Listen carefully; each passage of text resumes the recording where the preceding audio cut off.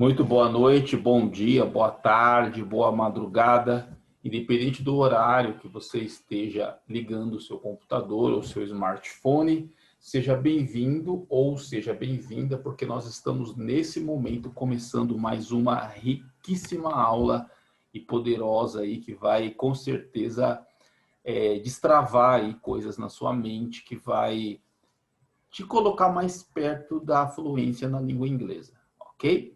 So today we're gonna continue. We were talking about some grammar points inside the book 2, the blue book, remember? We are on book number 2 and we are on unity 11. So today is the second part of this class. Viram como é fácil falar inglês? Eu tenho certeza que vocês entenderam 90% pelo menos do que eu falei nesse pedacinho. Então você está vendo que é mais simples do que você possa imaginar. Então eu estou aqui para ajudar a despertar em você essa realidade de que está mais perto de vocês do que vocês imaginam. Certo? Sem delongas, vamos para o livro. Como eu costumo dizer, essa vai ser uma aula curta, se bem que eu sempre falo isso, eu sempre chego aí próximo dos 20 minutos. A minha ideia seria uns 15, como eu já falei também, há uma semana atrás, no livro, numa aula da unidade 10, que por ser um material compacto, a aula online, meia hora equivale a uma hora presencial, 15 minutos equivale a meia hora, porque é tudo corrida, informação em cima de informação, sem interrupção, sem ninguém me chamar, sem parar para escrever nada na lousa, é direto, direto, direto. Então, a minha ideia era gravar 15, mas sempre passa, né? Eu vou para próximo de 20 minutos, quase, sempre, toda a aula. Então, eu peço que tenham paciência comigo, a minha intenção é levar sempre um conteúdo fresquinho e bem detalhado para vocês, ok? Vamos lá, né? Sem delongas, como eu disse. Então, nós estamos aonde? Grammar Focus número 9, na página 75. É continuação, tá? Então, a voz passiva, a gente vê bastante isso na gramática, na língua portuguesa também. Então, isso também existe em português. Sem o by. Então, na aula passada, a gente viu a voz passiva com o by, que em português equivale a uma preposição, por exemplo, por, né? Esse carro é feito por uma empresa estrangeira. Essa casa foi feita por meu pai, por meu tio. Tá? Então, seria esse by. Agora, a gente está vendo, hoje nós veremos a voz passiva sem a preposição by, ou seja, sem o por. Vamos lá, primeiro exemplo. For the simple present, use the present of be plus past participle. Perdoe-me. Vamos lá. They use the euro in most of Europe. Eles usam o euro na maior parte da Europa. Voz passiva.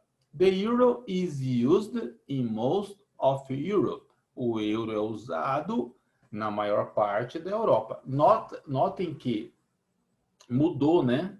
A acentuação, a tônica que você quer dar, o destaque que você quer dar, agora é o quê? É o euro. Você colocou ele como agente da passiva. Segundo exemplo, they speak English in many European countries. Eles se fala inglês, ou eles falam inglês, fala-se inglês, na maioria dos países europeus. Como fica na voz passiva? English is spoken in many European countries. Inglês é falado na maioria dos países europeus. Último exemplo. They manufacture a lot of cars in Europe. Fabrica-se muitos carros na Europa. Agente da passiva, na voz passiva. A lot of cars are manufactured in Europe. É uma palavra que não é muito usada no dia a dia. Me desculpem aí pela gafe na pronúncia, tá? Você pode substituir essa palavra por fazer. Inclusive, quando você compra um produto, escreve lá Made in China, Made in Japan. Esses dias eu mostrei para vocês, que eu comprei uma caneta de 4 cores, escrito Made in French, feito na França. Eu acho que eu até levei na sala e mostrei para vocês, ainda brinquei. Por isso está tão caro, né? R$12 uma caneta de 4 cores, uma Bic. porque a Bic é uma marca argentina, mas sabe-se lá por que a fábrica da caneta dela, da linha da Bic, 4 cores, é na França. Então, nunca tinha visto um artigo barato vir de um país como a França, né? A gente está acostumado a tudo que é coisa que custe menos que R$ 100, coisas do dia a dia, utensílios, vem da China, é feito no Brasil, vem da Coreia, a gente não está da Argentina, Uruguai, a gente não está acostumado com artigos franceses, né? Que é o caso da caneta. Então, manufacture, de fabricar alguma coisa, manufaturar alguma coisa, pode ser substituído por make, que é fazer. São sinônimos, tá bom? Aqui é mais do mesmo, é chover no molhado. É tudo que a gente viu na aula passada. Se você não assistiu a aula passada, volta. Depois você vem para essa aula, tá bom? A chave está lá. Aqui é uma continuação. É tudo que a gente viu na aula passada, porém sem o by, BY, sem o por. Casa feita pelo. Nota que, é assim, eu não quero deixar o vídeo longo. Você pode falar, Márcio, mas tem a gente da passiva que a gente não usa por. É porque em português você tem a junção por o. Essa casa foi feita por o meu tio. Esse por o, com o passar dos anos, foi juntado, foi criado o pelo. Essa casa foi feita pelo meu tio. Essa torta foi feita pela minha tia. Então, o pelo nada mais é do que a junção da preposição por, pelo e o artigo ele. O artigo o artigo definido. Por o meu tio, virou pelo meu tio, com o passar dos anos. Por a minha tia, virou pela minha tia, no passar dos séculos, dos anos não, né? A língua portuguesa, ela foi se desenvolvendo. É igual a palavra você, que era vós, mercê, que acabou virando você, não tem? Então, da mesma forma, a preposição com o artigo acabou se fundindo com o passar dos séculos, das décadas, dos anos. Hoje é errado falar por o meu tio. Além de ser ridículo, é gramaticalmente errado também. Você é obrigado a falar pelo meu tio, pela minha mãe, pela minha mãe, né? Então, esse pela, você é obrigado a fazer essa junção. Mas saiba você que o original era a preposição mais artigo, tá?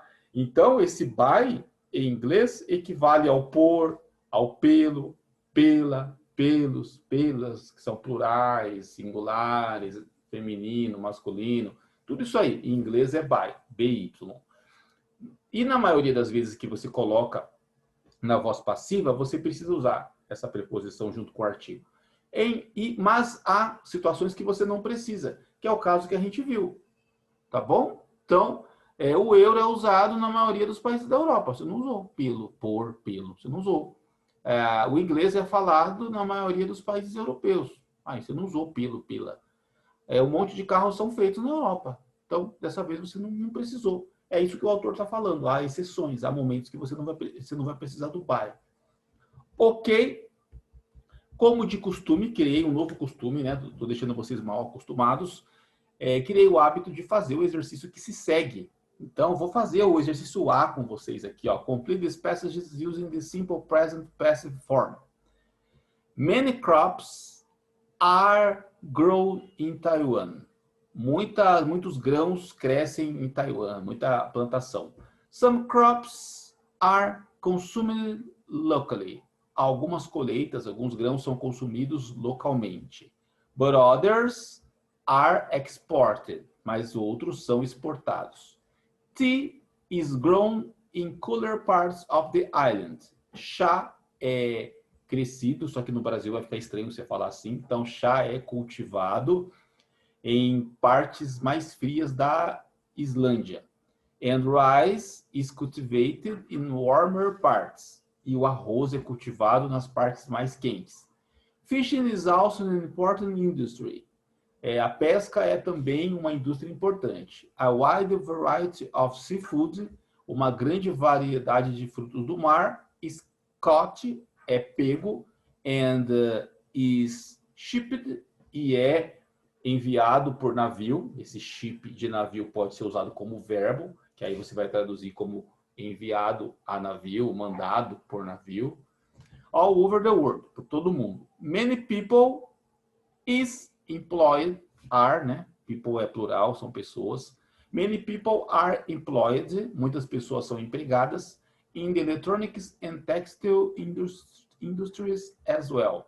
Em empresas de eletrônica e têxteis da mesma forma. Então, nota aqui, é muito fácil, dessa vez é mais fácil ainda, porque você pega o verbo to be, usa ele no presente mesmo, não precisa colocar ele no passado. Pega o verbo que segue em seguida e coloca ele no particípio. Só isso. Se o verbo é irregular, ele tem uma forma própria de particípio. Se o verbo é regular, é só colocar um ed, do jeito que você coloca no passado. Simples assim. Pessoas, vocês vão fazer o exercício B, que é só 6 frases, é bem tranquilo. E o C, use the passive of the verbs in the part B to talk about your country and other countries you know. Então você vai... O que o C pede? O exercício C pede que você volta para o exercício B e refaça agora colocando verdades, realidades a respeito do seu país ou outros países que você conhece. Então, por exemplo, aqui o número 1 fala da França e da Inglaterra e Canadá. Então, você vai fazer direitinho, tudo bonitinho, como o autor pede. Quando chegar no exercício C, você vai refazer, só que aqui, em vez de colocar França e Inglaterra, você vai pôr Brasil, você vai colocar Argentina, algum país que você tenha conhecimento, que você já foi, ou que você já leu, que você conhece pessoas que foram. Então, você tem mais conhecimento de causa. Aí você vai inverter o país e vai colocar, inverter as palavras e colocar dentro da realidade daquilo que você entende daquele país. Então, você vai modificar. A parte C sugere que você refaça de forma mais autoral, vamos dizer assim, de acordo, baseado nas suas próprias experiências, tá? Ou experiência de alguém que você conhece que já esteve em outro país e te contou como que é, enfim. Pessoas, como eu prometi, esse vídeo seria um pouquinho mais curto, então, sem delongas, eu estou finalizando, até porque esse vídeo teria mesmo que ficar mais curto que o outro, porque tudo que há nesse vídeo não é novidade nenhuma, é chover no molhado mesmo. É o que a gente já falou no vídeo anterior, porém com um detalhe que você não vai usar mais a partícula by, você não vai usar mais a preposição por, pelo, pela, não vai mais ter isso, tá? Bom, dúvidas, perguntas que vocês venham ter que fazer, qualquer tipo de frase que vocês queiram me mandar para que eu corrija e diga se está certo e ajudem vocês, pode me sinalizar por telefone, por e-mail, por WhatsApp, eu estarei aí à disposição de vocês sempre. Que Deus nos abençoe, um forte abraço para todos vocês e a gente se vê pessoalmente em breve. Um abraço aí para todo mundo, tá bom? Até mais, tchau, tchau.